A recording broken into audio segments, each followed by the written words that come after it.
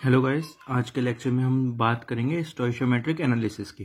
तो basically last lecture में हमने बात की थी कि अमाउंट या फिर क्वांटिटी को कैसे मेजर करता है केमिस्ट्री की लैब में, कंसंट्रेशंस को कैसे मेजर करता है केमिस्ट्री की लैब में in terms of different different quantities like moles, like gram equivalents amount के लिए, कंसंट्रेशंस के लिए लाइक आपका molarity, strength, normality, mass fraction and mole fraction. तो हमने क्या सीखा, ये सब कुछ हम सीख चुके। अब हम बात करते हैं स्टोइशियोमेट्रिक एनालिसिस। स्टोइशियोमेट्रिक मतलब क्वांटिटी वाइज है ना, तो कुछ क्वांटिटी से related analysis, of course analysis. तो हम बात करेंगे कि जब कोई रिएक्शन होती है A + B गिव्स C, अगर ये कोई बिल्कुल बेसिक रिएक्शन है केमिस्ट्री की लैब में, तो हम बात करेंगे कि इसकी कितनी क्वांटिटी हो कि वो उसकी A की कुछ अमाउंट ऑफ क्वांटिटी B की कुछ अमाउंट ऑफ क्वांटिटी से रिएक्ट करेगा और कुछ C बनाएगा। ठीक है, तो ये हमारे कुछ क्वेश्चंस होंगे कि कितना ए ले, कितना बी ले, क्या कितना सी बनेगा, राइट। कुछ ऐसे क्वेश्चंस होंगे। तो इसकी एनालिसिस की कितना क्या होना चाहिए, उस चीज को हम कहते हैं स्टोइशियोमेट्रिक एनालिसिस। ओके, स्टोइशियोमेट्रिक एनालिसिस को हम दो पार्ट्स में डिवाइड कर सकते हैं। पहला पार्ट है ग्रेविमेट्रिक एनालिसिस,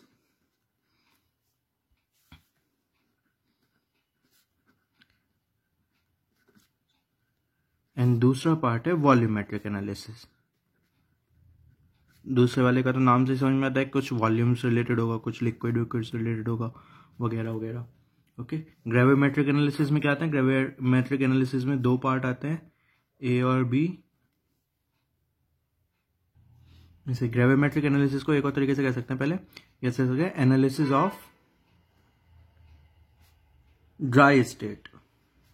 बेसिकली अगर नीचे वाला वॉल्यूमेट्रिक है तो कुछ लिक्विड स्टेट होगी ऑफ कोर्स, तो ये तो ग्रेविमेट्रिक एनालिसिस वाला कौन सा होता है, उसका दूसरा वाला बचा, क्या बचा, एनालिसिस ऑफ ड्राई स्टेट। यहाँ पे ड्राई स्टेट की बात कर रहे हो, तो इसमें ड्राई स्टेट में जनरली दो चीजें की हम बात करते हैं क्वेश्चंस में। रेसिड्यू, जब कुछ हमने कोई रिएक्शन कराई तो कुछ क्या टेस्ट ट्यूब में नीचे कुछ रेसिड्यू बच जाता है, तो वो रेसिड्यू के कुछ अमाउंट से हम जान सकते हैं कि हमने स्टार्टिंग में कितने केमिकल्स के अमाउंट लिए होंगे कि इतना रेसिड्यू बचे।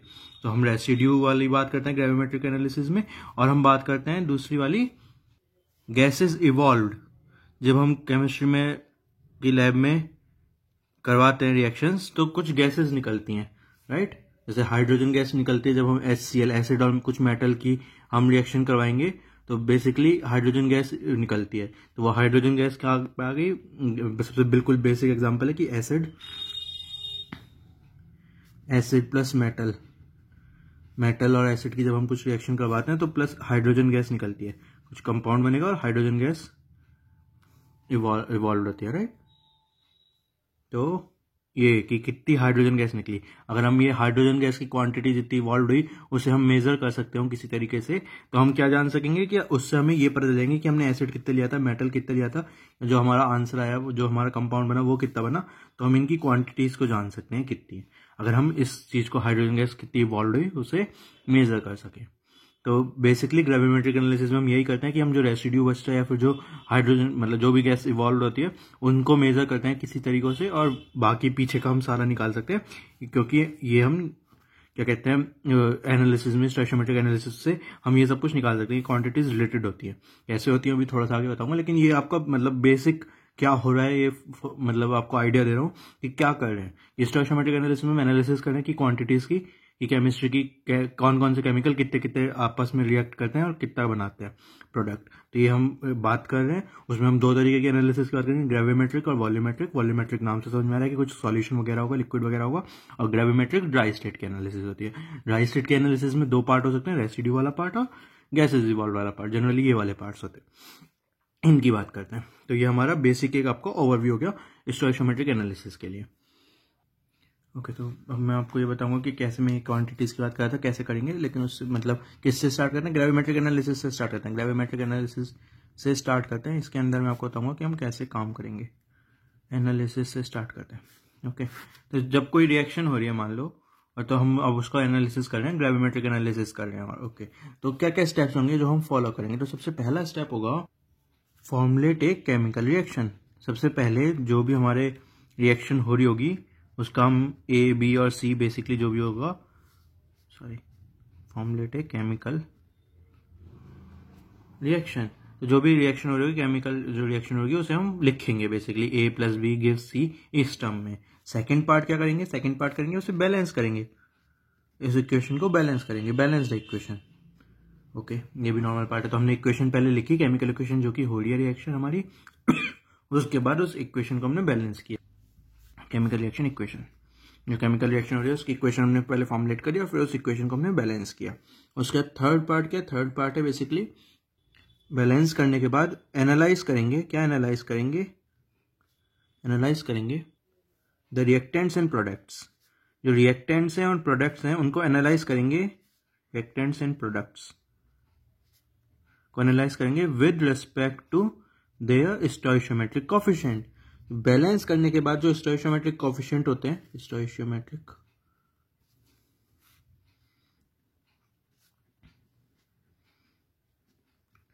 कोफिशिएंट, जो बैलेंस रिएक्शन करने के बाद जो स्टोइशियोमेट्रिक कोफिशिएंट्स आते हैं, मतलब स्टोइशियोमेट्रिक कोफिशिएंट क्या होता है जनरली, जैसे अगर ये वाली रिएक्शन आपकी H2 + O2 गिव्स H2O, सबसे बेसिक रिएक्शन है ये। तो ये सबसे पहला स्टेप हो गया कि हाइड्रोजन और ऑक्सीजन जब रिएक्ट करते हैं तो पानी बनाते हैं, नॉर्मल बात है। तो हमने इस रिएक्शन को हमने इक्वेशन के टर्म्स में लिखी, हाइड्रोजन + ऑक्सीजन ये गैस के उसमें गिव्स H2O, ओके, लिक्विड में होगी। तो ये हमारी बेसिक केमिकल रिएक्शन है। इसे अब हम क्या करेंगे, सेकंड स्टेप क्या था, बैलेंस करना। बैलेंस करना मतलब दोनों साइड जो आइटम्स होने चाहिए वो सेम होने चाहिए। तो आप यहाँ पे देख सकते हो कि कैसे बैलेंस होगी, 2 यहाँ पे और 2 यहाँ पे बैलेंस हो जाएगी। 2 टाइम्स हाइड्रोजन के आइटम्स + 1 ऑक्सीजन का आइटम गिव्स करता है 2H2। तो ये जब बैलेंस हो गई उसका जो थर्ड स्टेप है कि analyse the reactant and product with respect to their coefficient. इसका क्या मतलब है, इसका मतलब है यहाँ पे आप जब देखोगे इस इक्वेशन को तो इसका मतलब होगा अगर मैं 2 मोल हाइड्रोजन के लेता हूं, अगर मैं 2 मोल, ध्यान रखना क्वांटिटी, मोल में बात करते हैं इसलिए मोल इंपॉर्टेंट होता है केमिस्ट्री की क्वांटिटीज में। मैंने पहले लेक्चर में जब मोल के बारे में आपको बताया था, जब भी आपको मैंने ये ऐसी रिएक्शन लेके बताया था ताकि आपको याद रहो। तो 2 मोल अगर मैं हाइड्रोजन का लेता हूं तो इसका मतलब है मेरे 2 मोल हाइड्रोजन 1 मोल ऑक्सीजन के साथ रिएक्ट करेंगे। ये मुझे खुद पता चल जाएगा यूजिंग इनके कोफिशिएंट्स देख के, स्टोइशियोमेट्रिक कोफिशिएंट देख के। यहाँ पे 2 है, इसका 1 है, तो अगर इसके जितने मोल्स होंगे उसके आधे मोल्स ऑक्सीजन के होंगे। तो इसके अगर 2 मोल्स ले रहा हूं तो 1 मोल ऑक्सीजन का होगा और मेरे 2 मोल पानी के बनेंगे। तो जो रेशियो होगा क्वांटिटीज में इन टर्म, और क्वांटिटीज किस में मेजर करेंगे, इन टर्म्स ऑफ मोल। ये इंपॉर्टेंट है, मोल इसलिए इंपॉर्टेंट है क्योंकि जो केमिस्ट्री में जो ये देता है रेशियो, जो होता है जो स्टोइशियोमेट्रिक कोफिशिएंट रेशियोज देते हैं वो मोल्स के टर्म्स में देते हैं। मतलब वो रेशियो ग्राम्स में अप्लाई नहीं होंगे कि 2 ग्राम हाइड्रोजन 1 ग्राम ऑक्सीजन के साथ रिप्लाई करके 2 ग्राम पानी नहीं बनाएगा, लेकिन 2 मोल हाइड्रोजन 1 मोल ऑक्सीजन के साथ रिएक्ट करके 2 मोल पानी बनाएंगे। तो इसलिए मोल इंपॉर्टेंट है और इसलिए हम मतलब मोल्स की बात करते हैं ऑफकोर्स लैब में। तो 2 मोल हाइड्रोजन के 1 मोल ऑक्सीजन के साथ रिएक्ट करिए। अगर मैं यहाँ पे कह दूं 6 मोल हाइड्रोजन के हैं तो आप खुद ही सोच सकते हो कि अच्छा 3 मोल ऑक्सीजन के होंगे और 6 मोल पानी के बनेंगे, सोच सकते हो। या फिर अगर मैं कह दूं आपके कि मान लो 3 मोल पानी के बने तो आप उल्टा भी जा सकते हो कि 3 मोल पानी के बनने के लिए 1.5 मोल ऑक्सीजन के होने जरूरी है, 3 मोल हाइड्रोजन के होने जरूरी है। या फिर मैं ऑक्सीजन की आपको क्वांटिटी दे दूं 2 मोल है तो आप बता दोगे कि ये 4 और 4 होंगे। तो जो रेशियो होगा वो 2:1:2 का होगा, 2:1:2 का होगा, 2:1:2 का होगा, 2:1:2 का होगा। तो ये ब्यूटी है, ये मतलब पीछे की कहानी है कि अच्छा मोल इसमें पढ़ते हैं, अच्छा ऐसे रिएक्शन को एनालाइज करते हैं। तो ये सबसे बिल्कुल बेसिक स्टेप है कि आप इक्वेशन लिखोगे, जो भी रिएक्शन हो रही है उसके बेसिस पे इक्वेशन लिखोगे, उस इक्वेशन को बैलेंस करोगे, जो स्टोइशियोमेट्रिक कोफिशिएंट्स आएंगे वो आपको रेशियो देंगे इन टर्म्स ऑफ मोल कि कितना हमें क्या लेना चाहिए ताकि रिएक्शन हमारी कंप्लीट हो जाए, पूरी रिएक्शन हो। अब इसमें ये हो सकता था कि मान लो हाइड्रोजन के 2 मोल हो लेकिन आपको ऑक्सीजन के 1 मोल की जगह सिर्फ आधा मोल दे दिया जाए, तो आप सोच रहे हो ना रिएक्शन पूरी नहीं हो पाएगी क्योंकि 2 मोल हाइड्रोजन को पूरा खत्म करने के लिए मुझे 1 मोल ऑक्सीजन चाहिए जब 2 मोल पानी बनेगा। लेकिन यहाँ पे तो गड़बड़ हो गई। तो यहाँ पे क्या होगा कि 1 मोल हाइड्रोजन का खत्म हो जाएगा, आधा मोल ऑक्सीजन का खत्म हो जाएगा। और मतलब अगर मैं ऐसे लेता हूं,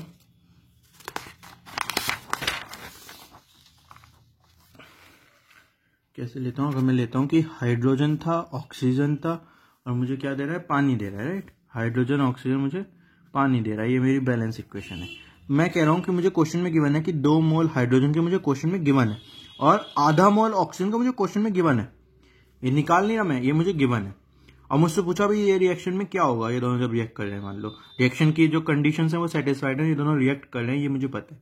ओके, तो अब ये रिएक्ट कर रहे हैं, तो अब कोई बंदा ये सोच सकता है कि मैं क्या करूं, मतलब 2 मोल है तो इसके तो 2 मोल बनने चाहिए पानी के, कॉमन सेंस से, अगर 2 1 2 होता। लेकिन तो कुछ गड़बड़ी हो गई, ये तो आधा ही मोल है, 1 चाहिए मुझे। तो समझ रहे हो ना, तो क्या हो गया कि मतलब जब दोनों को रिएक्ट करवाएंगे तो एक चीज कम रह गई।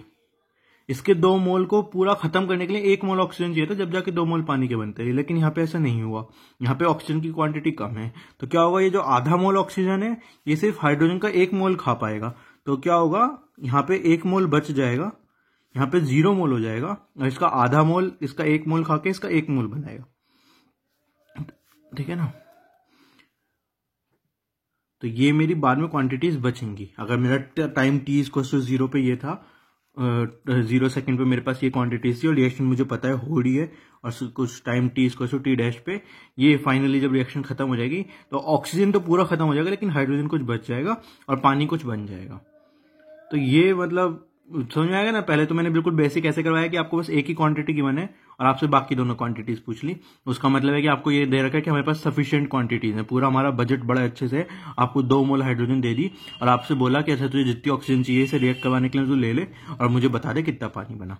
तो आपने उसमें अच्छे से कैलकुलेट किया कि 2 मोल हाइड्रोजन है, मुझे 1 मोल पानी चाहिए, ऑक्सीजन चाहिए, इनके पास तो है ऑक्सीजन, तो मैंने ऑक्सीजन ले ली 1 मोल और मैंने 2 मोल बना दिया। अब किसी गरीब घर में गए, उसके पास सिर्फ आधी मोल ऑक्सीजन थी, आप तो गए 2 मोल हाइड्रोजन लेके, उसके पास उसके पास आधी मोल ऑक्सीजन। अब आप ऐसे तो रिएक्शन नहीं हो सकती ना, पूरी कंप्लीट नहीं होगी। तो आपको दिख ही रहा है कि 1 मोल हाइड्रोजन का यूज होगा, आधा मोल ऑक्सीजन का यूज होगा और 1 मोल पानी का बनेगा और आपके पास 1 मोल हाइड्रोजन बच जाएगी। तो ये स्टोइकियोमेट्रिक एनालिसिस होती है। ये आप कैलकुलेट कर सकते हो कि अच्छा कुछ पूरी हो रही है, रिएक्शन नहीं हो रही, हमारे पास अमाउंट बजट वाला पूरा है कि नहीं है, ताकि हमारी पूरी रिएक्शन कंप्लीट हो जाए ए और बी की, है ना। तो ये आप जो कैलकुलेट करते हो उसे हम स्टोइकियोमेट्रिक एनालिसिस कहते हैं। तो आपने अभी ये सबसे बिल्कुल बेसिक एनालिसिस थी, इसमें कुछ बहुत मतलब वो नहीं था। अब चौथा और करते हैं, चौथा पॉइंट। आपने 3 पॉइंट किए कि रिएक्शन लिखो, रिएक्शन से इक्वेशन लिखो, उस इक्वेशन को बैलेंस करो और उसके स्टोइकियोमेट्रिक कोएफिशिएंट के बेसिस पे आप एनालाइज करो कि कितना क्या यूज होगा। ये तो सबसे बेसिक रिएक्शन थी। अब एक चौथा पॉइंट आता है। चौथा पॉइंट क्या था, जहां पे गैसेस इन्वॉल्व हो, इफ गैसेस आर इन्वॉल्व, है ना, आर इन्वॉल्व या फिर निकल रही हो गैसेस इवॉल्व, ठीक है, तो क्या होगा। तो अब आती है बढ़िया सी एक इक्वेशन, उसे कहते हैं, ये बहुत इंपॉर्टेंट है, बहुत जगह यूज होगी, आइडियल गैस इक्वेशन। ये पहली बार यहाँ पे आ रही है। उसके बाद जब हम गैसेस लॉ की बात करेंगे उस वाले चैप्टर में भी आएगी इक्वेशन, और फिर थर्मोडायनेमिक्स में भी आएगी, हर एक जगह आएगी बेसिकली। तो आइडियल गैस इक्वेशन बहुत इंपॉर्टेंट इक्वेशन है। तो आइडियल गैस इक्वेशन क्या कहती है हमारी, pressure times volume gives moles times R एक कोएफिशिएंट है times temperature, PV equals to NRT. PV equals to NRT बहुत मतलब इंपॉर्टेंट इक्वेशन है, बहुत जगह यूज करोगे। अगर आप पहली बार पढ़ रहे हो तो ठीक, मतलब अभी आपको थोड़ा सा हो सकता है नया नया लगे, लेकिन इतना यूज करोगे पीवी इक्वल्स टू एनआरटी, ये फॉर्मूला तो आपको रट जाएगा। अब जैसे प्लस माइनस मैथ्स में होता है, ऐसे पीवी इक्वल्स टू एनआरटी आपकी केमिस्ट्री में भी, फिजिक्स में भी, थर्मोडायनेमिक्स वहाँ पे भी यूज करते हैं, क्योंकि वहाँ पे भी, और पीवी इक्वल्स टू एनआरटी तो बहुत ही यूज होती है, आगे भी स्टडीज करोगे वहाँ पे भी। तो ये लाइक एक one of the most basic equations हैं फिजिकल केमिस्ट्री की, जहाँ पे हम बेसिकली ये जो पीवी इक्वल्स टू एनआरटी है वो आइडियल गैस इक्वेशन है। जब हम ये मानते हैं कि हमारे एटमॉस्फेयर में जो गैस है वो आइडियली एग्जिस्ट करती है, ठीक है, तब आइडियल मतलब, पर जैसे हम फ्रिक्शन का आइडियल केस लेते हैं कि फ्रिक्शन ना हो, है ना, ऐसी अगर ऐसा, लेकिन कभी हो तो नहीं सकता, रियल एनवायरनमेंट में फ्रिक्शन हमेशा कुछ ना कुछ रहती है। सिमिलरली जब हम गैसेस का कुछ आइडियल केस ले रहे हैं जहां पे जो गैस है वो आइडियल हो, तो वहां पे उसमें हम ये वाली इक्वेशन लगा सकते हैं, पीवी इक्वल्स टू एनआरटी। इसमें अगर बात कर लेते हैं, पी क्या है आपका, पी यहाँ पे आपका प्रेशर होता है, गैस कितना प्रेशर अप्लाई कर रही है, वी क्या होता है, उस गैस की वॉल्यूम होती है जो कि उस प्रेशर को अप्लाई कर रही होती है, एन क्या होता है, मोल्स होते हैं ऑफ गैस, आर है आपको यूनिवर्सल कांस्टेंट एक, इसकी आपको वैल्यू पता होगी, अभी बता दूंगा, कांस्टेंट है, और टी क्या है आपका, टेम्परेचर है। Pressure, volume, moles, universal constant and temperature. तो ये हमारी आइडियल गैस इक्वेशन थी, हमारे इसके यूनिट्स हैं। ओके, तो आज का लेक्चर हम यहीं पे खत्म करते हैं। आज के लेक्चर में मैं आपको आइडियल गैस इक्वेशन को इंट्रोड्यूस करवा के छोड़ देता हूँ। अगले लेक्चर में आपको मैं बताऊंगा कि आइडियल गैस इक्वेशन के बारे में हम और डिस्कस करेंगे, और यूनिवर्सल कांस्टेंट और मतलब क्वेश्चन सॉल्व करेंगे इसी टॉपिक के बारे में, कि जब गैसेज इन्वॉल्व होते हैं तो हम कैसे सॉल्व करते हैं क्वेश्चन को। ग्रेविमेट्रिक एनालिसिस का एक और क्वेश्चन करेंगे ताकि आपको फील आ जाए। Thank you.